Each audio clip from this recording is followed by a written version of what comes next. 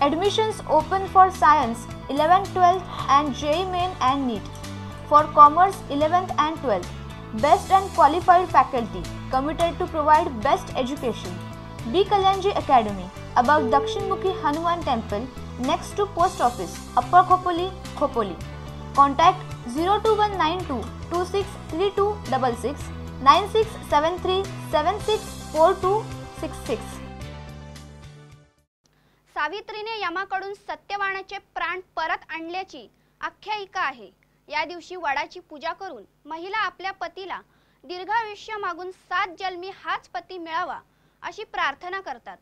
रायगड जिल्ह्यात महिलांनी वटपौर्णिमा उत्साहात साजरी केली। वटपौर्णिमा सण आला की महिलांची सुरुवात होते ती पूजेसाठी लागणाऱ्या साहित्यांच्या खरेदीची। यासाठी बाजारपेठा सजल्या होत्या। पूजेसाठी लागणारी फळे, धागा, हार, फुले, करंडाफणी त्याचबरोबर पारंपरिक जंगली फळेही बाजारात विक्रीसाठी आली होती। हे सर्व साहित्य खरेदी करण्यासाठी महिलांची लगबग सुरू होती। यावेळी गजरे आणि वेण्या यांनाही मोठी मागणी होती।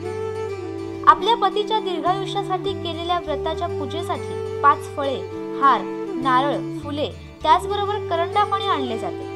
या पूजेसाठी नवीन वस्त्र परिधान करून पूजा केली जाते अशी माहिती आशा पाटील या महिलेने दिली। वस्त्र वगैरे किंवा 5 फळे, नारळ, सुपारी, करंडाफणी, हार म्हणजे लागणारे पूर्ण साहित्य आम्ही घेऊन आलेलो आहोत आणि ते पवित्र मनाने आम्ही अशी पूजा केलेली आहे। वटपौर्णिमेचे व्रत पतीच्या दीर्घायुष्यासाठी केले जाते।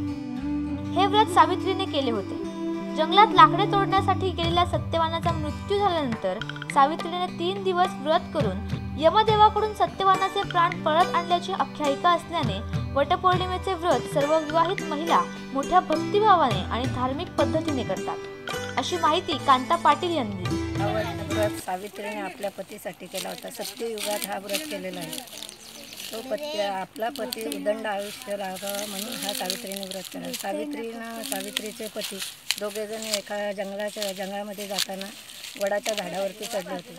वडाच्या झाडावरती लाकडे तोडता ते तिचे पती खाली पडल्यावर तिचा गतप्राण झाल्यानंतर यमाने त्यांचा प्राण घेऊन जाताना सावित्रीने असा निश्चय केला की मी माझा पती घेतल्याशिवाय घरी जाणार नाही आणि तिने 3 दिवस हा व्रत केला। संवाद मराठीसाठी दिनेश पाटील, खालापूर।